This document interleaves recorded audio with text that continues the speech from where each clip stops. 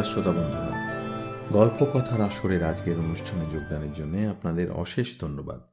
আমি রাজীব ঘোষ। শ্রোতা বন্ধুরা, আজকে পাঠ করব প্রেমেন্দ্র মিত্রের সৃষ্টি করা গোয়েন্দা এবং কবি পরাশর বর্মার একটি গল্প।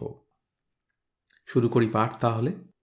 গল্পের নাম সাংঘাতিক শিশি ও পরাশর বর্মা।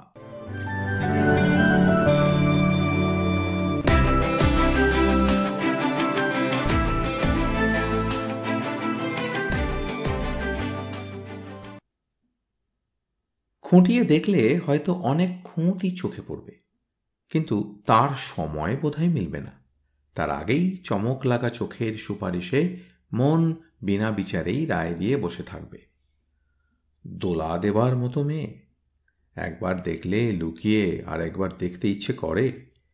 চেহারা, পোশাক, গড়ন, চলন সবকিছুতে চোখ ধাঁধানো কিছু না থাকলেও এমন একটা বিরল কিছু আছে যার জন্য আধ ঘন্টা ধরে ভ্যাপসা গরমে 50 জন সমব্যথীর সঙ্গে কিউ দিয়ে হাপিত্তেশ করে দাঁড়িয়ে থাকাটাও খুব একটা বড় শাস্তি মনে হয় না। কিন্তু কিউয়ে দাঁড়িয়ে একটা উপস্থিতির উত্তাপ অনুভব করা এক কথা, আর বাসে উঠে সিটে বসে হঠাৎ চোখ টিপে ইশারা করা যে সাংঘাতিক ব্যাপার। পরাশর তাই করল, আমাকে একেবারে স্তম্ভিত করে। মেয়েটি আমাদের দু মানুষ আগে উঠে আমাদের সামনের সিটে বসতে গিয়ে স্বাভাবিক কৌতূহলেই বোধহয় আমাদের দিকে তাকিয়েছিল। সেই মুহূর্তে পরাশরের সেই সর্বনাশা পাগলামি। আমার বুকের রক্ত তো হিম।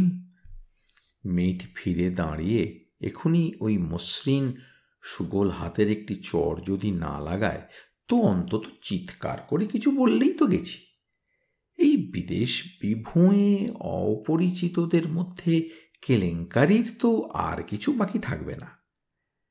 এক মুহূর্তের ব্যাপার, কিন্তু আমার মন সেই মুহূর্তে যাত্রীদের কাছে অপমান লাঞ্ছনা থেকে একেবারে থানা হাজত পর্যন্ত সব কিছু কল্পনা করে ফেলে। পূর্বজন্মের কি পুণ্য ফলে জানি না, সে যাত্রা কিন্তু বেঁচে যায়। মেয়েটি একটু ভ্রুকুটি করে মুখ ফিরিয়ে বসে পড়ে তার সিটে। আমার ধরে প্রাণ আসে এবং সেই সঙ্গে সংকল্প করি পরাশরের সঙ্গে এই বাস থেকে নেমেই বিষবৎ পরিত্যাগ করব। ঘটনাস্থল বোম্বে, এবং সেখানে কি কুক্ষণে যে পরাশরের সঙ্গে অমন অপ্রত্যাশিতভাবে দেখা হয়েছে তাই ভাবি। সম্পাদকের এক সম্মিলনে আমেদাবাদ গেছিলাম। সেখান থেকে ফেরবার পথে বোম্বেতে 2 দিনের জন্য নেমেছিলাম একটু দেখে শুনে যাবার জন্যে। পরাশর বর্মার সঙ্গে আচম্বিতে দেখা হবার পর থেকে সব দেখাশোনা মাথায় উঠেছে। এখন কোনো রকমে তার হাত থেকে ছাড়া পেলে বাঁচি না। এবারে কবিতা নয়, মনে হচ্ছে তার চেয়ে অনেক মারাত্মক ব্যাপার। প্রেম। প্রেম ছাড়া আর কিসে পরাশরের মতো বিচক্ষণ বুদ্ধিমান মানুষের কাণ্ডজ্ঞান ঘুচিয়ে দিয়ে তাকে এই সুদূর প্রবাসের শহরের যেখানে সেখানে নাকে দড়ি দিয়ে আহাম্মকের মতো অনর্থক ঘুরিয়ে মারতে পারে। তা পরাশর ঘুরতে চায় ঘুরুক, তার সঙ্গে অমন আশ্চর্যভাবে দেখা না হয়ে গেলে আমায় তো আর এ শাস্তি ভোগ করতে হয় না। অথচ পরাশরকে প্রথম দেখে কি খুশি না হয়েছিলাম। এদিক ওদিক ঘুরে সেদিন ব্যাগবের কজওয়ের ওপরে একটু বেড়াচ্ছিলাম বিকেলবেলায়। অপরূপ জায়গা, দুদিকে সমুদ্রের নীল জল, আর মাঝখান দিয়ে পায়ে চলার পাথর বাঁধানো রাস্তা সমুদ্রের মাঝখান পর্যন্ত চলে গেছে। বোম্বের এই অঞ্চলের অনেকেই এখানে সান্ধ্য ভ্রমণে আসে। সেদিন বাদলার হাওয়া একটু বেয়ারা বলে ভিড়টা বুঝি একটু কম। কজওয়ের দুধারে বড় বড় পাথরের চাঁই, সমুদ্রের তলা থেকে এই সব কালো পাথরের চাঁই ফেলেই নাতি প্রশস্ত সেতু পথটি তৈরি। পথের মাঝে মাঝে সেই সব পাথরের চাঁইয়ের ওপর অনেকে মাছ ধরতে বসে আছে। সেই অদ্ভুত ধরনের মাছ ধরা লক্ষ্য করবার জন্যই এক জায়গায় দাঁড়িয়েছিলাম। মাছ ধরার জন্য ছিপ টিপ কিছু নেই, শুধু একটা লম্বা সুতোর এক প্রান্তে বড়শির সঙ্গে মোটা গোছের কিসের ভারী টোপ লাগিয়ে ঘুরিয়ে ঘুরিয়ে সেটা যতদূর সম্ভব দূরে ছুঁড়ে ফেলে সুতো ধরে বসে থাকা। ধৈর্য অসীম চাই কিন্তু, কারণ কালে ভদ্রেও মাছ ওঠে কিনা সন্দেহ, তবে উঠলে একেবারে নাকি মক্ষম, 10-20 সেরের কম নয়। আমার মতো আরও যে 2-4 কৌতূহলী দর্শক কাছে দাঁড়িয়েছিলেন, তাদের একজনের সঙ্গেই মাছ ধরা নিয়ে আলাপ হচ্ছিল অবশ্য ইংরেজিতে। হঠাৎ তার মাঝে পরিষ্কার বাংলায় শুনলাম, মাছ না উঠলেই বা ক্ষতি কি? মাছ ধরার ছুতোয় সমুদ্রের হাওয়া তো খাওয়া যায়। অবাক হয়ে সামনের দিকে এবার নেমে গেলাম। মাছ যিনি ধরছিলেন, মাথায় মারাঠি টুপির জন্যই পেছন থেকে তাকে বাঙালি বলে চিনতে পারিনি। কাছে গিয়ে দেখি শুধু বাঙালি নয়, স্বয়ং পরাশর বর্মাই সুতো হাতে বসে আছেন। পরাশর আমার দিকে ফিরে মুখ টিপে একটু হেসে বললে, সম্পাদক সম্মিলনী বেশ ভালোই জমেছিল তাহলে। যে প্রশ্নটা করতে যাচ্ছিলাম সেটা স্থগিত রেখে অবাক হয়ে জিজ্ঞাসা করতে হলো, তুমি কি করে জানলে? বাহ, কবিতা লিখি বলে খবরের কাগজটাও কি পড়ি না? কবিতার কথাটা পাছে আবার ওঠে এই ভয়ে তাড়াতাড়ি সে প্রসঙ্গ চাপা দিয়ে আসল প্রশ্নটা করলাম, কিন্তু তুমি এখানে কি করছো? মাছ ধরছি। আহা, তা তো দেখতে পাচ্ছি, কিন্তু হঠাৎ বোম্বেতে এসেছো কেন?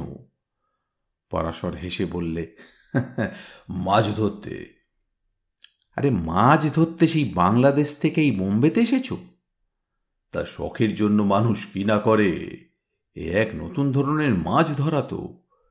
হেসে বললাম, ধরাটা কোথায়, এখনো একটাও ধরতে পেরেছ? তা পারিনি, কিন্তু এ তো আর পুঁটি মাছ ধরা নয়, ছিপ ফেলো আর তোলো, দস্তুর মতো ধৈর্য দরকার। আমি তো মাত্র 3 দিন বসে আছি।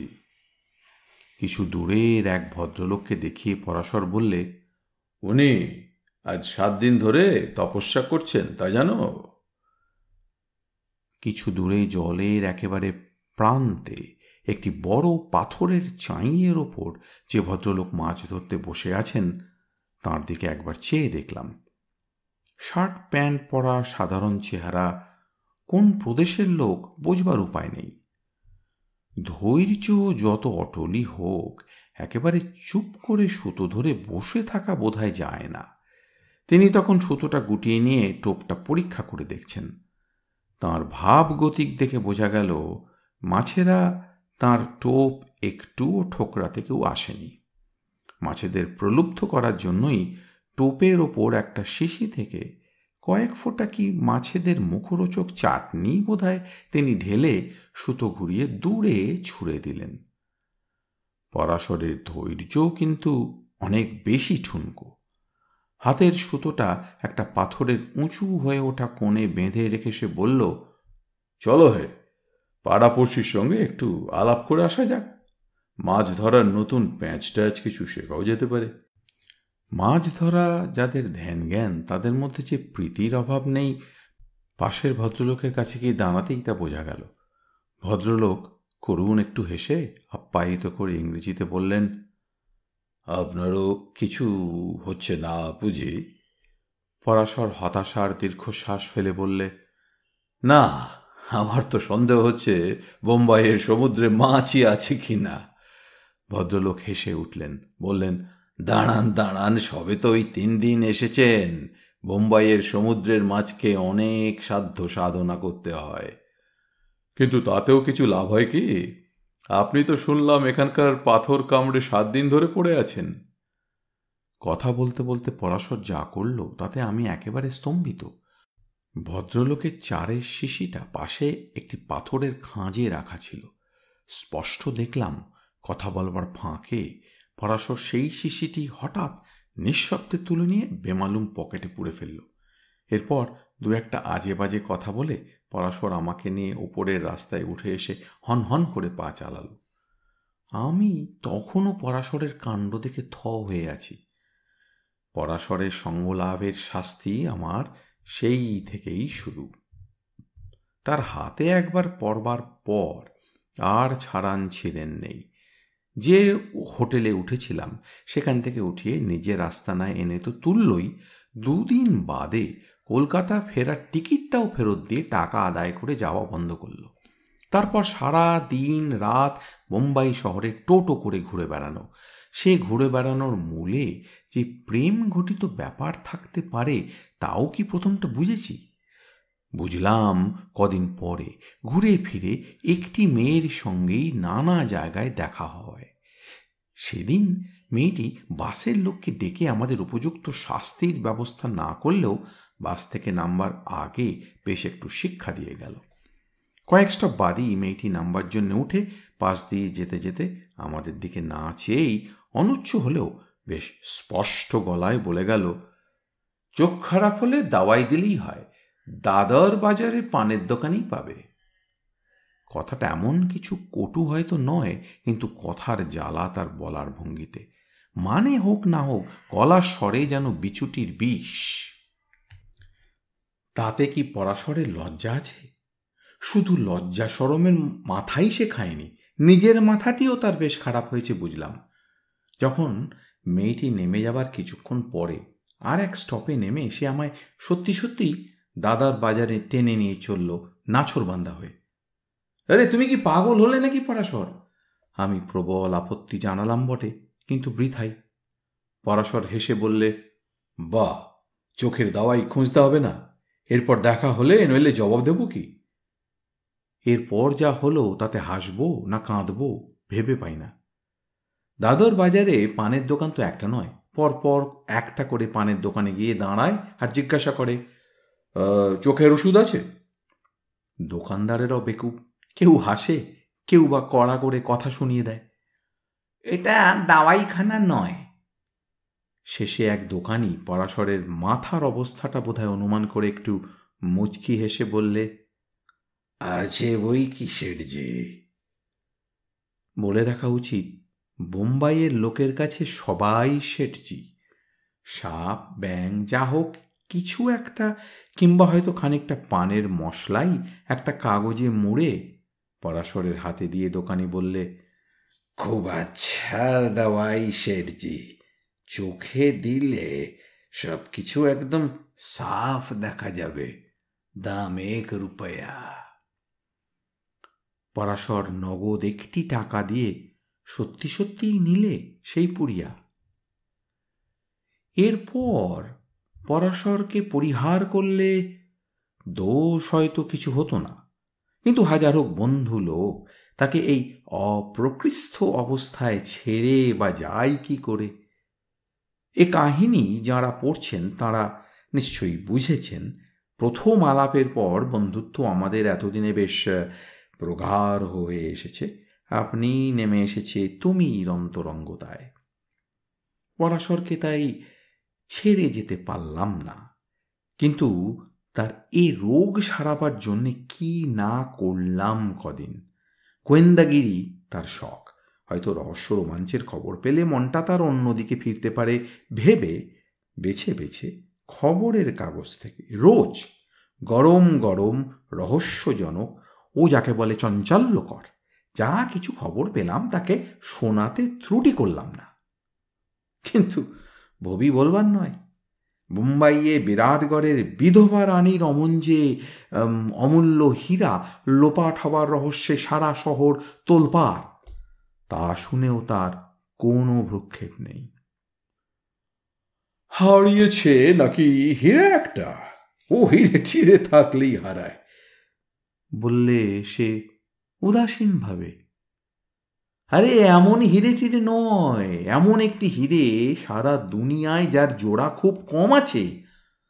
তাতেই বা হয়েছে কি? রানী তো বিধবা, হিরে নিয়ে করবে কি? ও থাকলে যা, গেলেও তাই। গেলেও তাই? বেশ একটু রেগেই বললাম, বিরাটগড়ের অবস্থা এখন কাহিল। আগের রাজা যা পেয়েছেন উড়িয়ে পুড়িয়ে গিয়েছেন, এখন যিনি দেওয়ান তিনি কাজের লোক হয়েও সব দিক সামলাতে হিমশিম খাচ্ছেন। তার ওপর দিনকালও বদলেছে, প্রজাদের ওপর জুলুম করে তো আর কিছু আদায় হয় না, এখন অন্য রাস্তা বার করতে হচ্ছে আয় বাড়াবার। বিরাটগড়ে মস্ত একটা কয়লার খনির সন্ধান মিলেছে, কিন্তু তা চালু করতে তো টাকা চাই। রানী তাই দেওয়ানকে নিয়ে বোম্বাইয়ে জহুরিদের কাছে এই হিরে, অন্য দামি গয়না আর ওই পাথর টাথরের সঙ্গে বিক্রি করতে আসছিলেন। সব কিছুর মধ্যে হিরেটাই খোয়া গেছে। এত যে বকে মরলাম, পরাশর তাতে একটু কান দিয়েছে কিনা তাই সন্দেহ। এক মনে সে তখন খবরের কাগজের ফিল্মের পাতাটাই দেখছে। হঠাৎ আমার দিকে পাতাটা এগিয়ে দিয়ে বললে, দেখো তো হে, তার ছবি মনে হচ্ছে কিনা? সিনেমার পাতা ভর্তি তো নানান ছবি। কার ছবির কথা পরাশর বলতে চাইছে বুঝলেও তার কোনো চিহ্নই সেখানে দেখতে পেলাম না। একটু বিদ্রুপের সঙ্গেই তাই বললাম, এসবই তো বড় সব নামকরা অভিনেতা অভিনেত্রীর ছবি। তোমার তিনি যদি মেকআপে এতদিন বদলে গিয়ে থাকেন তাহলে অবশ্য আলাদা কথা। না হে না, ওই বড় ছবিগুলোর কথা বলছি না। এই যে গ্রুপ ছবিটার পেছনের ওই মেয়েটিকে লক্ষ্য করে দেখো, সেই বলে মনে হচ্ছে না? খবরের কাগজের ধ্যাবড়া করে ছাপা 10-12টি মেয়ে পুরুষের একটা পার্টির ছবি। বললাম, হতে পারে, কিন্তু তোমার মতন দিব্যদৃষ্টি না থাকলে ওই ছবি থেকে কাউকে আলাদা করে চেনা তো সম্ভব নয়। কেন সম্ভব হবে না? তুমি যে ভালো করে মেয়েটাকে লক্ষ্যই করনি। পরাশর বেশ ক্ষুণ্ণ। বললাম, মানে তা তোমার মতন ধ্যান জ্ঞান করিনি, তা সত্যি। এখন ছবিটা রেখে এই হারানো হীরের বৃত্তান্ত একটু শুনবে? হ্যাঁ হ্যাঁ, বলো না, শুনবো না কেন? শোনার আগ্রহ যে পরাশরের কত, তা তার কথার ধরনেই বোঝা গেল। তবু তার মনটাকে যদি একটু ফেরাতে পারি, সেই চেষ্টা করতে ছাড়লাম না। কি করে যে কখন হিরেটা খোয়া গেছে তাই এক দুর্ভেদ্য রহস্য। এয়ার কন্ডিশন কোচের মাঝখানে দরজাওয়ালা পাশাপাশি দুটি কুপেতে রানী সাহেবা দেওয়ান আর তার ভাইকে নিয়ে বোম্বে এসেছেন। এক কামরায় একলা রানী আর পাশের কামরায় দেওয়ান আর তার ভাই। দেওয়ানের কাছেই গয়নার তালা দেওয়া বাক্স। এক মুহূর্তের জন্য তিনি সেটা অসাবধানে কোথাও ফেলে রাখেননি বলছেন। বাথরুমে যেতে হলেও রানীর কাছে জিম্মা রেখে তবে গেছেন। ট্রেনে তো কড়া পাহারা ছিলই, হিরেটা খুব বেশি টাকায় বিমা করা বলে বিমা কোম্পানির ঝানু দুজন গোয়েন্দা ভিক্টোরিয়া টার্মিনাসে নামার পরও ওদের সঙ্গে ছায়ার মতো লেগে থেকেছে। রানী সাহেবার গয়নার বাক্স নিয়ে গোলমাল কিছু একটা হতে পারে জানিয়ে বিমা কোম্পানির বোম্বের হেড অফিসে একটা উড়ো চিঠি আসতে তাদের সাবধানতা একটু বেশি। যে নামকরা হোটেলে রানী সাহেবা গিয়ে উঠেছেন সেখানকার ভল্টে হিরে জহরতের বাক্স জমা দেওয়ার পরও তারা পাহারায় ঢিলে দেয়নি। হোটেলের লোক তো রেখেইছে, দেওয়ান আর রানী সাহেবার ভাই যশবন্ত দেওকেও আলাদা আলাদা গোয়েন্দা দিয়ে চোখে চোখে রাখতে দ্বিধা করেনি। তারা বিশেষ কোথাও যাননি, তবু যেখানে গেছেন যা কিছু করেছেন সব কিছুর উপর তারা লক্ষ্য রেখেছে। কিন্তু এত বজ্র আঁটুনি সত্ত্বেও কোথায় ফসকা গেরো ছিল কে জানে। পরের দিন নামকরা জহুরিদের একজন হোটেলে হিরে জহরতগুলো পরীক্ষা করতে এসেছেন। ভল্ট থেকে গয়নার বাক্স বার করে তার সামনে খোলার পর দেখা গেছে সব কিছুর মধ্যে আসল হিরেটাই নেই। তো তখনই পুলিশে খবর গেছে। পুলিশের লোক এসে কাউকে রেয়াত করেনি। সন্দেহটা দেওয়ান আর যশবন্ত দেওর ওপর পড়াটাই স্বাভাবিক। তাই রানীর হোটেলের সুইট থেকে দেওয়ানের আর যশবন্ত দেওয়ের কামরা সব তন্ন তন্ন করে তারা খুঁজেছে। কামরাগুলোতে খোঁজবার কারণ এই যে হিরেটা হোটেলের মধ্যে ছাড়া আর কোথাও রাখা অসম্ভব। বোম্বাইয়ে সকালে এসে পৌঁছবার পর একদিনের মধ্যে সামান্য একটু আধটু রাস্তায় ঘাটে বেড়ানো ছাড়া দুজনের কেউই একটা দোকানে কি রেস্তোরাঁয় পর্যন্ত ঢোকেনি। আর রাস্তাঘাটে একটু যা বেরিয়েছেন তাতেও বীমা কোম্পানির গোয়েন্দাদের চোখের আড়াল হতে পারেননি কখনো। সুতরাং হিরে যদি তাদের কেউ সরিয়ে থাকেন, তাহলে হয় নিজের কাছে নয় নিজের কামরায় কোথাও লুকিয়ে রেখেছেন।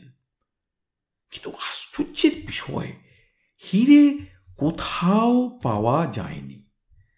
দেওয়ান ও যশবন্ত দেও স্বেচ্ছায় পুলিশকে নিজেদের পোশাক আশাক খানাতল্লাশি করতে দিয়েছেন। রানীর সুইটে যখন দুজনেরই যাতায়াত আছে, তখন পাছে রানীর অজান্তে সেখানে হিরে কেউ লুকিয়ে রেখে থাকে, সেই ভয় সে কামরাগুলিও খুঁজতে বাকি রাখা হয়নি। কিন্তু সব খোঁজাখুঁজি বৃথা। হিরেটা যেন সত্যি হাওয়া হয়ে গেছে। পুলিশের সন্দেহ দেওয়ানের ওপরে একটু বেশি, কারণ বাক্সটা তাঁর কাছেই ছিল। কিন্তু রানী সাহেবা ও যশবন্ত দেও দুজনেই দেওয়ানের হয়ে সাফাই গেয়েছেন। যশবন্ত দেও জানিয়েছেন যে ট্রেনে সারাক্ষণ তিনি দেওয়ানের সঙ্গে ছিলেন।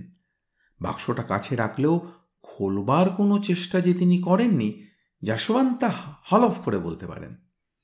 যশবন্ত সম্বন্ধেও দেওয়ানের সেই রকমই সাফাই। যশবন্তকে কোনো সময় বাক্সটা ছুঁতে পর্যন্ত দেওয়ান দেখেননি। দেওয়ান ও যশবন্ত পরস্পরের এই সাফাই একটু অদ্ভুত, কারণ দুজনের মধ্যে যে কোনো সদ্ভাব নেই পুলিশ তা জেনেছে। যশবন্ত রানীর আদরের ভাই, বম্বেতে কিছুদিন থেকে ফিল্মের ব্যবসায় নেমেছে। দেওয়ান সে ব্যবসায় কোনো রকম সাহায্য দিতে বিরাটগড়ের স্বার্থের খাতিরেই নাকি নারাজ। আর যশবন্তের মত হলো স্বার্থটা বিরাটগড়ের নয়, দেওয়ানের নিজের। বিধবা রানীকে ভালো মানুষ পেয়ে তিনি নাকি দুহাতে চুরি করছেন। তবু বীমা কোম্পানিকে ফাঁকি দেবার জন্যে রানী সাহেবা, দেওয়ান আর যশবন্ত মিলে ষড়যন্ত্র করেছেন, এমন আজগুবি কল্পনাও যদি করা যায়, তাহলেও ব্যাপারটার কোনো মানে হয় না। কারণ হিরেটা তাহলে গেল কোথায়? হিরেটা যেখানে হোক ফেলে দিয়ে শুধু বিমার টাকাটা আদায় করায় তো কোনো লাভ নেই কারো। বিমার পরিমাণ বেশি হলেও হিরের দামের চেয়ে কম। সুতরাং হিরেটা যদি কেউ নিয়ে থাকে, তাহলে লুকিয়ে পরে বেচবার উদ্দেশ্যেই নিয়েছে। কিন্তু লুকিয়ে রাখবার কোনো উপায়ই কারো ছিল বলে দেখা যাচ্ছে না। পরাশর আমার হাত থেকে খবরের কাগজের সিনেমার পাতাটা আবার টেনে নিয়ে কি বলতে যাচ্ছিল, তাকে বাধা দিয়ে বললাম, রহস্যের এইখানেই শেষ নয়। হিরেটা যে সত্যি হাওয়ায় মিলিয়ে যায়নি তার প্রমাণও পাওয়া গেছে। পরশু রাত্রে একজন জহুরি সেটা সচক্ষে দেখেছে বলে পুলিশকে জানিয়েছে। নামজাদা না হলেও সে হিরে জহরতের বেশ বড় কারবারি। রাত্রে দোকান বন্ধ করে সে কাছেই তার ক্যাডল রোডের বাড়ি পর্যন্ত রোজ হেঁটেই যায়। পরশু রাত্রে নিয়মিত হেঁটে বাড়ি ফেরার পথে হঠাৎ একটি নির্জন জায়গায় মাথায় পাগড়ি বাঁধা সাদা গোঁফদাড়ি সমেত একটি বুড়ো গোছের লোক তাকে দাঁড়াতে ইশারা করে। তারপর কাছে এসে সরাসরি জিজ্ঞাসা করে একটা অমূল্য চোরাই হিরে সে অর্ধেক দামে নিতে রাজি কিনা। জহুরি ঘুঘু লোক, সে তাকে হেসে বলে, হিরে তো আর রাস্তাঘাটে ছড়াছড়ি যাচ্ছে না যে চোরাই বললেই অমূল্য হয়ে উঠবে। বৃদ্ধ লোকটি তখন তাকে একটি ওই রাস্তার আলোর নিচে টেনে নিয়ে গিয়ে হাতের মুঠো খুলে সত্যিই একটি আশ্চর্য হিরে দেখায়। জহুরি খবরের কাগজে বিরাটগড়ের হিরে চুরির কথা আর তার বর্ণনা পড়েছে। সে সন্দিগ্ধ হয়ে উঠল, মনের ভাব গোপন করে বলে, হিরেটা তার ভালো করে পরীক্ষা করা দরকার। সুতরাং বৃদ্ধ যদি তার বাড়িতে একবার আসেন তাহলে ভালো হয়। বৃদ্ধ তাতে একটু হেসে জানায়, ওসব চালাকির চেষ্টা বৃথা। চোরাই হিরে কিনে যদি দাও মারতে চায়, তাহলে জহুরিকে এমনই রাস্তায় কিনতে হবে। তাকে একটা রাত্রি ভাববার সময় দেওয়া হচ্ছে।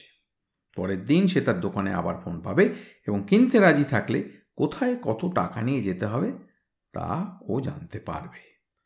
তো জহুরি ভয়ে ভয়ে পুলিশকে সেই রাত্রেই সব কথা জানায়। পরের দিন অবশ্য কেউ তাকে ফোনও করেনি। পুলিশ কিন্তু এ ব্যাপারের পর আরও তৎপর হয়ে উঠেছে। জহুরি পুলিশকে বৃদ্ধের চেহারার যা বর্ণনা দিয়েছে, মাথায় পাগড়িটা বাদে তা প্রায় দেওয়ানের সঙ্গে মিলে যায়।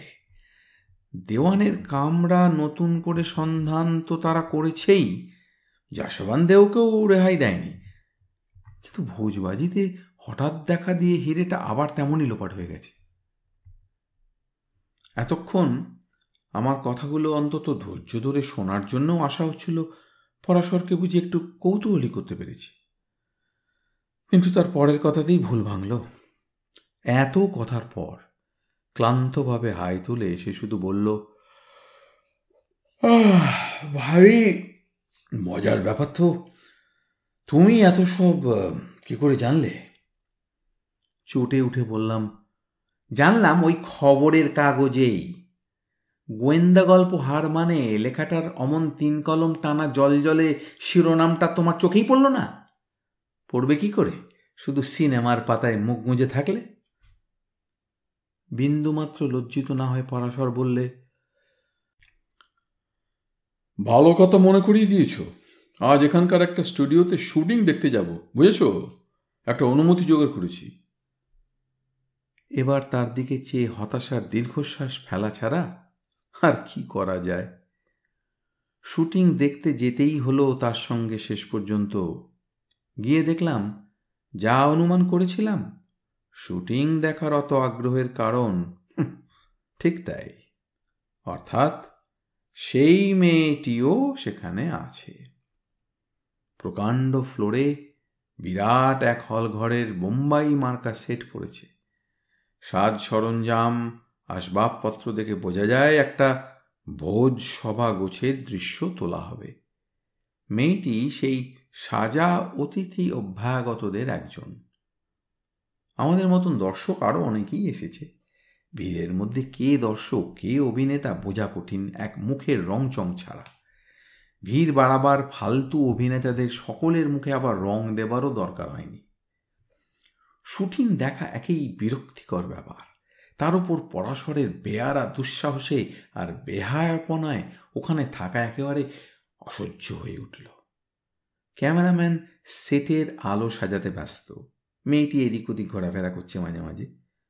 পরাশরও নির্লজ্জের মতন চেষ্টা করছে তার কাছাকাছি থাকবার। যা ভয় করছিলাম তাই হলো। মেয়েটি হঠাৎ একবার ফিরে দাঁড়ালো ভ্রুকুটি করে। আপনাকে কোথায় যেন দেখেছি মনে হচ্ছে। মনে মনে আমি দুর্গা নাম জপ করতে শুরু করেছি তখন, কিন্তু পরাশর অম্লান বদনে একমুখ হেসে বললে, তাহা দেখার আশ্চর্য কি? বোম্বাই আর এমন কি বড় শহর? বড় না হতে পারে, কিন্তু বোম্বাই বড় বেয়ারা শহর, তা ভুলে যাবেন না। অবজ্ঞা ভরে আমাদের দিকে চেয়ে ভ্যানিটি ব্যাগটা খুলে মুখে পাউডারের প্যাডটা বুলোতে বুলোতে মেয়েটি আবার বললে, এখানে ওষুধে যাদের চোখ খারাপ সারে না, কানার মতন তারা গাড়ি চাপাও করে। কথাটা বলেই মেয়েটি চলে যাচ্ছিল, কিন্তু পরাশর এবার পাগলামির চূড়ান্ত করে বসল। শুনছেন দেবী? বলে পেছন থেকে ডেকে হঠাৎ পকেট থেকে একটা 10 টাকার নোট বার করে বলল, আপনার ব্যাগ থেকে এটা পড়ে গেছিল, দেখতে পাননি বোধহয়। মেয়েটির অবাক হবার পর্যন্ত কোনো লক্ষণ দেখা গেল না। নোটটা পরাশরের হাত থেকে নির্বিকারভাবে নিয়ে সে ব্যাগের মধ্যে রেখে চলে গেল। এটা কি হলো পরাশর? রাগে আগুন হয়ে আরও কিছু তাকে বলতে যাচ্ছিলাম, কিন্তু বলার হলো না। ইতিমধ্যেই মেয়েটি ফিরে এসে নোটটা ঘৃণা ভরে ডালা পাকিয়ে পরাশরের দিকে ছুঁড়ে দিয়ে গলায় যতদূর সম্ভব বিষ ঢেলে বললে, নোটটা আপনারই মনে হচ্ছে, কারণ এরকম জাল নোট আমার ব্যাগে থাকে না। মেয়েটি চলে গেল। 2-1 যারা কাছে ছিল তারা ব্যাপারটা ভালো না বুঝলেও হেসে উঠল। এই চরম অপমানের পরও পরাশরকে হয়তো সেখান থেকে নড়ানো যেত না, কিন্তু হঠাৎ দূর থেকে এক ভদ্রলোককে হাসি মুখে আমাদের দিকে ভিড়ের ভেতর দিয়ে এগিয়ে আসতে দেখা গেল। পরাশর সেই মুহূর্তেই আমাকে সবেগে টেনে নিয়ে একেবারে ফ্লোর থেকে স্টুডিওর গেটের বাইরে ছুট। গেটের বাইরে পৌঁছে অবাক হয়ে বললাম, কি হলো কি হঠাৎ? ভূত দেখলে নাকি? প্রায় তাই। পরাশরের জবাবটার সঙ্গে সঙ্গেই ব্যাপারটা আমার কাছে খানিকটা পরিষ্কার হয়ে গেল। ভদ্রলোককে তখন আমি চিনতে পেরেছি। মনে পাপ থাকার দরুন পরাশর অবশ্য চিনেছে একবার দেখা মাত্র। হেসে বললাম, কিন্তু অত ভয় পাবার তো কিছু ছিল না। ভদ্রলোকের মনে কিছু থাকলে এমন হাসি মুখে আমাদের দিকে আসতেন। পরাশর এবার অন্তত আমার যুক্তিটা স্বীকার না করে পারল না। লজ্জিত হবে বললে, তাও তো বটে। যাক, ভদ্রলোক আমাদের উপকারই করেছেন। ওকে না দেখলে তো এই স্টুডিও ছেড়ে আর আসতে না। কিন্তু ওই মেয়েটির পিছু ধাওয়া করতে গিয়ে কোথায় এসেছিলে তা বোধহয় জানো না। পরাশর অবাক হয়ে বললে, কোথায় আবার? স্টুডিওতে শুটিং দেখতে। কিন্তু কিসের শুটিং তা তো জানো না? এ হচ্ছে এই বিরাটগড়ের রানীর ভাই যশোবান দেওয়ারই ছবি। ছবির নামও আবার আনমল হীরা, অর্থাৎ অমূল্য হীরা। আমরা চিনি না, কিন্তু বুড়ো দেওয়ানও নাকি আজ এখানে উপস্থিত আছে। তাই নাকি? তুমি জানলে কি করে? ওই তুমি যখন মেয়েটির পেছনে ছুটে বেড়াচ্ছ তখন একজনকে জিজ্ঞাসা করে সব জানলাম। বিরাটগড়ের রহস্যটা আমাদের সঙ্গে জড়িয়ে যাচ্ছে যেন। পরাশর এই উস্কানিতেও কোনো সাড়া দিলে না। এর পরের কয়েকটা ব্যাপার যা ঘটল তা আমার অন্তত কল্পনাতীত। প্রথমত, স্টুডিও থেকে ফেরার পথে সেই রাত্রে মেয়েটির অভিশাপ প্রায় ফলেই যাচ্ছিল। বান্দ্রা স্টেশনে নেমে একটুখানি হেঁটে গেলেই ঘোরবান্দর রোডের ওপর আমাদের বাসা। কোনো এক বন্ধু কাজের খাতিরে বাইরে যাবার দরুন পরাশর বাসাটি খালি পেয়েছে কদিনের জন্যে। আমাকেও এনে তুলেছে সেইখানেই। স্টেশন থেকে বেরিয়ে ঘোরবান্দার রোডে পড়ে রাস্তাটা পার হতে যাচ্ছি, এমন সময় পরাশরের হ্যাঁচকা টানে একেবারে রাস্তার ধারের খানার মধ্যে প্রায় মুখ থুবড়ে পড়ি আর কি। সেই মুহূর্তেই বিদ্যুৎ বেগে একটা গাড়ি একেবারে আমাদের গা ঘেঁষে যেভাবে বেরিয়ে গেল, তাতে বুঝলাম পরাশরের টান দিতে এতটুকু দেরি হলে আমাদের আর চিহ্ন থাকতো না। খানা থেকে উঠে জামা কাপড়ের ধুলো ঝাড়তে ঝাড়তে বললাম, গাড়িটার মজা দেখেছ? হর্ন তো দেয়নি, সামনে পেছনে একটা আলোও নেই। পরাশরের জবাবটা যেন একটু অদ্ভুত। বললে, আলো থাকলে কি আর রাস্তা ভুল হয়? অদ্ভুত পরাশরের পরের দিনের কাণ্ড কারখানা। পরের দিন সকালে খবরের কাগজ খুলতেই বিরাটগড়ের খবরটা চোখে পড়ল। বড় বড় শিরোনামা দিয়ে খবরটা ছাপা হয়েছে, বিরাটগড়ের হীরক চুরির দায়ে দেওয়ান গ্রেপ্তার। পরাশরকে খবরটা জানাবো ভাবছি, হঠাৎ ভেতরের ঘর থেকে একেবারে সেজেগুজে তৈরি হয়ে এসে সে বললে, চলো, বেরোতে হবে এক্ষুনি। সে কি, এই সকালে কোথায় যাব আবার? প্রশ্ন করো না। যেতে যদি চাও তো গায়ে জামাটা শুধু চড়িয়ে বেরিয়ে এসো। কিন্তু আমি একটু বাধা দেবার চেষ্টা করলাম। দেখেছ আজকের খবরটা? দেখেছি, গম্ভীরভাবে বললে পরাশর। আমরা বিরাটগড়ের রানীর হোটেলেই যাচ্ছি। বিরাটগড়ের রানী সাহেবের সঙ্গে দেখা করতে চাই। বোম্বের সবচেয়ে নামজাদা হোটেলের লবিতে ঝকঝকে তার কাউন্টারে বসে নিখুঁত পোশাক পরা হোটেলের ক্লার্ক অবজ্ঞা ভরে একবার আমাদের চেহারা পোশাকের ওপর চোখ বুলিয়ে তাচ্ছিল্য ভরে জানালো, রানী সাহেবা কারোর সঙ্গে বিনা অ্যাপয়েন্টমেন্টে দেখা করেন না। জবাবে পরাশর একটা কার্ড বার করে তাতে কি লিখে তার হাতে দিতেই কিন্তু যেন ভোজবাজি হয়ে গেল। হোটেল ক্লার্ক শশব্যস্ত হয়ে তৎক্ষণাৎ ফোনে রানী সাহেবার সুইটের সঙ্গে যোগাযোগ করে জানালে রানী সাহেবার সেক্রেটারি ও সঙ্গিনী এখনই নেমে এসে আমাদের নিয়ে যাবেন। কয়েক মিনিট বাদেই যিনি লিফটে নেমে এলেন তাঁকে দেখে আমি তো অবাক। আর কেউ নয়, সেই মেয়েটি। মেয়েটি আমাদের দিকে এগিয়ে আসার পর হোটেলের ক্লার্ক তার হাতে পরাশরের কার্ডটা দিয়ে বললে, এরাই দেখা করতে চান রানী সাহেবার সঙ্গে। মেয়েটির মুখে গোড়া থেকেই একটু যেন বিদ্রুপের হাসি। কার্ডটা পড়েও তার কোনো পরিবর্তন হলো না, শুধু আসুন বলে লিফটের দিকে সে এগিয়ে গেল। লিফটে উঠতে উঠতে সে একবার শুধু রহস্যময়ভাবে একটু হেসে বললে, চোখের দোষে গাড়ি চাপা তাহলে পড়েননি? পরাশর তেমনই হেসে জবাব দিলে, না, জাল নোট আমাদের বাঁচিয়েছে।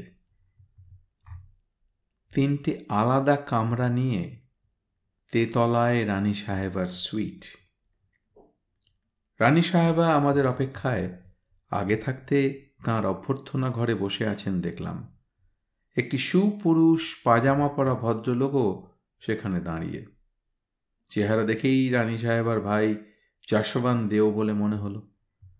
রানী সাহেবা আমাদের নমস্কারের উত্তরে প্রতি নমস্কার করে একটু বিস্মিতভাবেই আমাদের লক্ষ্য করে বললেন, বসুন। পরাশর ও আমি বসলাম। রানী সাহেবা একটু বিমূঢ়ভাবেই বললেন, আপনারা যা বলছেন শুনলাম, তা বিশ্বাস করা শক্ত। তবু আপনাদের কথা যদি সত্যি হয়, তাহলে আমার কাছে না এসে পুলিশকে জানালেই তো পারতেন।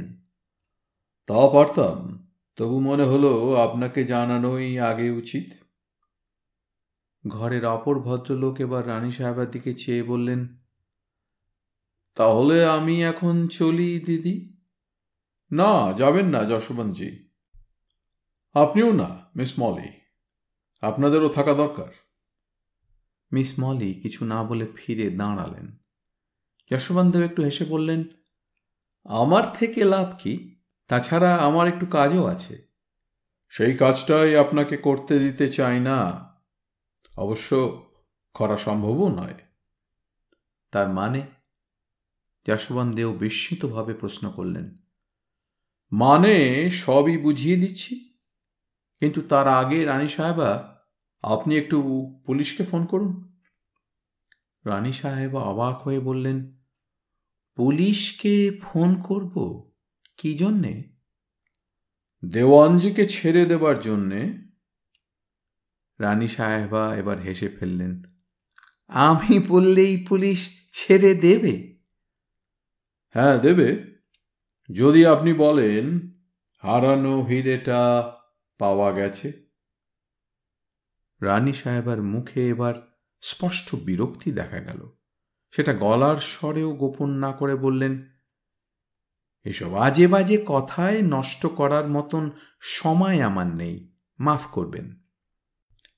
রানী সাহেবা সাক্ষাৎকার শেষ হয়েছে বুঝিয়ে ওঠবার উপক্রম করলেও পরাশর সমানভাবে বসে থেকে গম্ভীরভাবে বললে, এখনই উঠবেন না। আজে বাজে কথা বলছি কি না আপনার ভাইকেই জিজ্ঞাসা করুন। আমাকে? যশবন্ত এবার একটু রেগেই বললেন, আমি আপনার সাক্ষী নাকি? পরাশর হাসল। সাক্ষী না হলে যে আসামি হতে হয়, তার চেয়ে হিরেটা পাওয়া গেছে বলাই ভালো নয়? সে কথা আমি বলতে যাব কেন? হীরের আমি কি জানি? যশবন্ত এবার বিদ্রুপের হাসি হেসেই বললেন, আমার কাছে হিরে থাকলে বীমা কোম্পানির গোয়েন্দা আর পুলিশের নজর এড়িয়ে থাকতে পারতাম। হিরে আমি রাখবো কোথায়? সেটা একটা সমস্যা বটে। বলে হঠাৎ পকেট থেকে পরাশর যে সরু শিশিটা বার করল, সেটা দেখেই আমি চিনলাম। মনে হলো যশবন্ত দেও এক মুহূর্তের জন্য একটু যেন বিচলিত হলেন। শিশিটা 2 আঙুলে তুলে পরাশর আবার বললে, দেখুন তো, এটা দেখে কিছু হদিশ পান কিনা? যশবন্ত ভ্রুকুটি করে বললেন, ওটা আবার কি? পাগলামির আর জায়গা পাননি? আমার মনের কথাটা তখন প্রায় তাই। কিন্তু পরাশর অবিচলিতভাবে হেসে বললে, পাগলামি মনে হচ্ছে না? তারপর হঠাৎ পকেট থেকে সে যা যা বার করল তাতে আমি একেবারে হতভম্ব। তার মস্তিষ্কের সুস্থতা সম্বন্ধে আর সন্দেহ না করে উপায় নেই। তার পকেট থেকে বেরোলো চোখের দেওয়াই বলে সেই দাদার বাজারের সেই পানওয়ালার দেওয়া কটা পুড়িয়া আর সেই পাকানো দোমড়ানো নোটটা। পুড়িয়াগুলো খুলতে খুলতে পরাশর এসে বলল, আপনি বুদ্ধিমান লোক যশবন্তজি, কিন্তু ডালে ডালে ঘুরলেও পাতায় পাতায় কেউ থাকতে পারে এইটুকু শুধু ভাবতে পারেননি। আপনি কবে কোথায় গেছেন, কার সঙ্গে কখন দেখা করেছেন, সব খবরই আমি রেখেছি। প্রথম দিন বীমা কোম্পানির গোয়েন্দা আপনার পেছনে লেগে থাকলেও দোষের কিছু দেখতে পাইনি। না পাওয়াই স্বাভাবিক। আপনি একটু একা একা হাওয়া খেয়ে বেরিয়েছেন মাত্র। দোকানে রেস্তোরাঁতে পর্যন্ত ঢোকেননি। কোথাও দাঁড়িয়ে 2 মিনিট কারো সঙ্গে কথা বললেও কারো হাতে কিছু চালান করেননি। কেউ তাই কিছুই সন্দেহ করেনি। এই শিশি আপনার অস্ত্র, কিন্তু এই শিশি হলো আপনার কাল। শিশিটা চুরি যাবার খবর পাওয়ার পরই আপনি সন্দিগ্ধ হয়ে ওঠেন। কি যা তা আপনি বকছেন? যশোবন্তেও এবার বেশ ক্ষিপ্ত। কোথায় আপনি এসেছেন তা ভুলে যাচ্ছেন। ভালোই ভালো এখনই বিদায় না হলে আমি কিন্তু পুলিশ ডাকব। বেশ, তাই ডাকুন, না হলে আমার পরিশ্রমটা বেঁচে যায়, বলে পরাশর হাসল। যশোবন্তজির কিন্তু পুলিশ ডাকবার কোনো উৎসাহ দেখা গেল না আর। রানী সাহেবাই এবার বললেন, আপনি কি বলতে চান কি? হিরেটা যে যশোবন্তের কাছে আছে তার প্রমাণ কি? প্রমাণ এই শিশি। কি যশোবন্তজি, হিরেটা পাওয়া গেছে বলে পুলিশকে জানাবেন নাকি আমাকেই ফোন ধরতে হবে? তোমার খেলা খতম মিস্টার দেও। ভালোই ভালোই ছাড়া পাবার এই সুযোগ অবহেলা করো না। মিস মলি হেসে ইংরেজিতে বললে। হিংস্রভাবে তার দিকে ফিরে যশবন্তজি বললে, তুমি তুমি এসবের কি জানো? সব জানে যশোবন্তজি, ও আমাদেরই লোক। সুন্দরী মেয়ের ওপর আপনার স্বাভাবিক দুর্বলতা জেনেই আমরাই কায়দা করে ওকে রানী সাহেবার সঙ্গিনী আর সেক্রেটারি করবার ব্যবস্থা করি। ওর কাছে সব খবর না পেলে কাল হয়তো আমাদের গাড়ি চাপা দেবার মতলব আপনার হাসিলি হতো, কিন্তু সেটা না হয়ে ভালোই হয়েছে। পুলিশের হাত থেকে আর রেহাই পেতেন না, সুতরাং ওকে ধন্যবাদই দিন। ধন্যবাদ দেব? বাজি শয়তান মেয়ে, ওকে বিশ্বাস করে আমি ছবিতে বড় পার্ট পর্যন্ত দেব বলেছিলাম। সেইটে ভুল করেছিলেন। সবাই ছবিতে অভিনয়ের জন্য ব্যাকুল নয়, অভিনয়ের অনেক বড় ক্ষেত্র আছে। মিস মলি এখানকার এক বড় ডিটেকটিভ এজেন্সিতে কাজ করে। আমি ওর ক্ষমতার কথা জেনে ওকে এ কাজে লাগাই, কিন্তু ওকেও সম্পূর্ণ বিশ্বাস তো আপনি করেননি। শিশিটা চুরি যাওয়ার পর ওর ওপরও নজর রাখবার ব্যবস্থা করি আমার পরিচয় জানতে পেরেছিলেন। সেইখানে আমার ত্রুটি আমি স্বীকার করছি।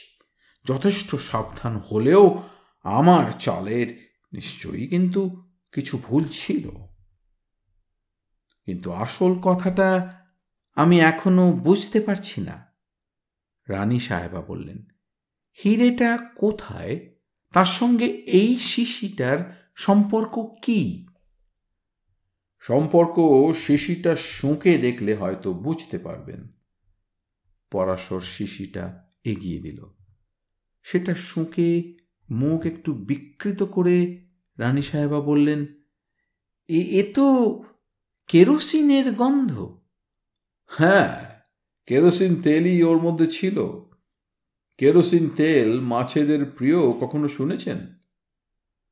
না, মাছ তো কেরোসিনের গন্ধে টোপই খাবে না। টোপ যাতে না খায় তাই ওই শিশির উদ্দেশ্য। প্রথম দিন বম্বে পৌঁছে যশোবন্তজি এধার ওধার একটু বেরিয়েছেন। কজওয়েতে গিয়ে যদি তিনি দুদণ্ড কোথাও মাছ ধরা দেখে থাকেন তাতে কোনো দোষ নেই। তার আগে থাকতে পাতা ফন্দি অনুযায়ী তার নিজের লোকই সেখানে মাছ ধরছে কে জানবে? সে লোকটির হাতে তিনি কিছু দেননি। একবার যেন শুধু শখ মেটাতে টোপ সমেত সুতোটা চেয়ে নিয়ে হাতের কসরতে টোপের মধ্যে হাতের মুঠোর হিরেটা আটকে দিয়ে ঘুরিয়ে সেটা সমুদ্রে ফেলে দিয়ে থাকেন, তাতে সন্দেহ করার কিছু নেই বলেই বীমা কোম্পানির গোয়েন্দারা সে ব্যাপারটার উল্লেখ করেনি। টোপটা ময়দা বা মাছের কোনো লোভনীয় খাদ্যের নয়, আগে থাকতেই প্লাস্টার অফ প্যারিস দিয়ে তৈরি। তবু সাবধানের মার নেই বলে পাছে মাছেরা খেতে চায়, এই ভয় তার ওপর কেরোসিন তেল কিছুক্ষণ অন্তর অন্তর একটু একটু করে ঢালা হয়েছে, এবং কজওয়েতে গিয়ে একটু লক্ষ্য করলেই দেখতে পাবেন এখনও এক জায়গায় হচ্ছে। কজওয়েতে যে লোকটি প্রায় দিবারাত্র মাছ ধরায় ব্যস্ত, সে যে যশবন্তজিরই লোক, এবং যশবন্তজি যে মাঝে মাঝে ইতিমধ্যে কজওয়েতে বেড়াতে গেছেন, মিস মলির কাছেই সে খবর আমি এইসব চোখের দাওয়াইয়ের মোড়কের মধ্যে পেয়েছি। গভীর রাত্রে অবশ্য কজওয়েতে কেউ থাকে না। মাছ ধরা সুতোটা একটা পাথরে ভালো করে বেঁধে চলে এলে হিরেটা হারাবার ভয় কিন্তু কিছু নেই।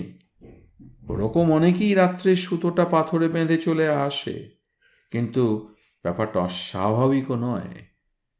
হিরেটা তাড়াতাড়ি বেচবার আশায় যশবন্তজি এক রাত্রে ওটা টোপ থেকে খুলে নিয়ে কি করেছিলেন আমরা জানি। দেওয়ানের ওপর সন্দেহ ফেলবার জন্যেই অবশ্য বুড়োর চেহারায় তিনি সেজেছিলেন। কি ভাগ্যি সে জহুরি চোরাই মালটা নিতে রাজি হয়নি, নইলে আমাদের খাটুনি আরও বাড়ত, বিরাটগড়ের সুনামও বাঁচানো যেত না। একটু থেমে যশবন্তের দিকে চেয়ে পরাশর বললে, কি যশবন্তজি, হিরেটা রানী সাহেবাকে ফিরিয়ে দেবার কথা দিয়ে পুলিশকে সেটা পাওয়া গেছে বলে জানাবেন, নাকি ব্যাপারটা প্রকাশ্যেও কেলেঙ্কারিতে গড়াতে দিয়ে বিরাটগড়ের নামে কালি মাখাবেন? যশবন্তের বদলে রানী সাহেবাই কথা বললেন। আমি নিজেই পুলিশকে ফোন করছি, কিন্তু তার আগে একটা কথা যদি জানান। আপনি কে? এ হীরের খোঁজ করায় আপনারই বা কি স্বার্থ? আমি। পরাশরের মুখের চেহারা একেবারে বদলে গেল। আমি একজন কবি। গোয়েন্দাগিরি আমার একটা শখ, আর এ ব্যাপারে আমার স্বার্থ বিশেষ কিছু নয়, শুধু দেওয়ানজিকে বাঁচানো। তার একটা কাজ আমি একবার করে দিয়েছিলাম।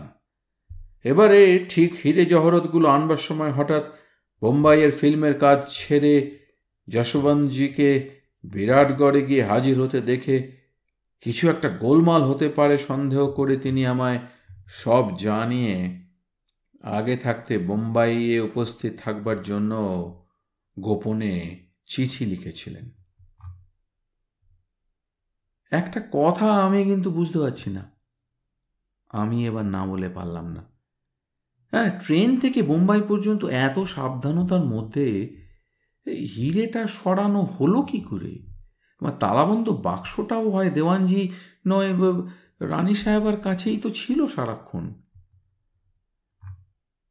সে কথা জিজ্ঞাসা না করাই ভালো, হেসে বললে পরাশর।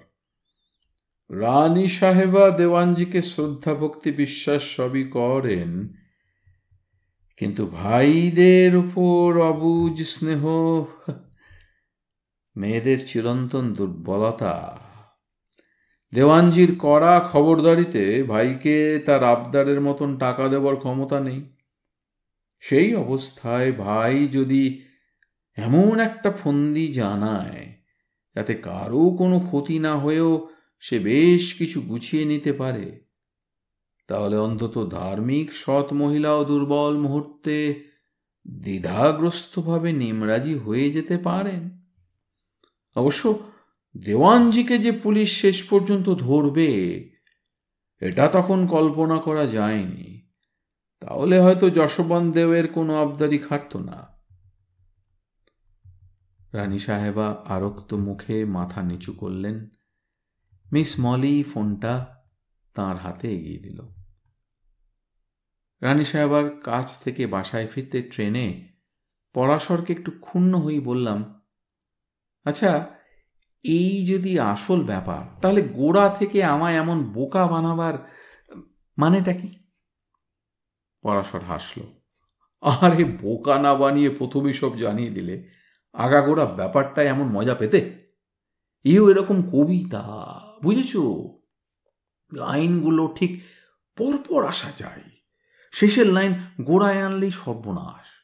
ও হ্যাঁ, ভালো কথা, অনেকগুলো কবিতা ইতিমধ্যে লিখে ফেলেছি। সবাই বললাম, কবিতা আবার কখন লিখলে এর মধ্যে? আরে লিখেছি, রাস্তায় যেতে যেতে নোট বইয়ে কিছু টোকবার ছলে লিখেছি, রাত্রে তুমি ঘুমোলে লিখেছি। কবিতা না লিখলে কি বাঁচা যায়? আজ এখনই গিয়ে তোমায় শোনাবো। আমি হতাশভাবে গদিওয়ালা ট্রেনের সিটে গা এলিয়ে দিলাম। বোম্বের ইলেকট্রিক ট্রেনে ফার্স্ট ক্লাসের গদিওয়ালা সিটগুলো সত্যিই ভালো, কিন্তু আমার মনে হলো যেন সারা গায়ে কাঁটা ফুটছে।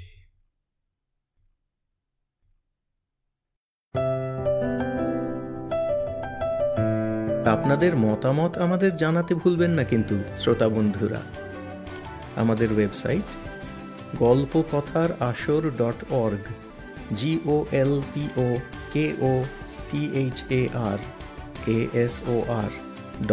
golpokothar.asor.org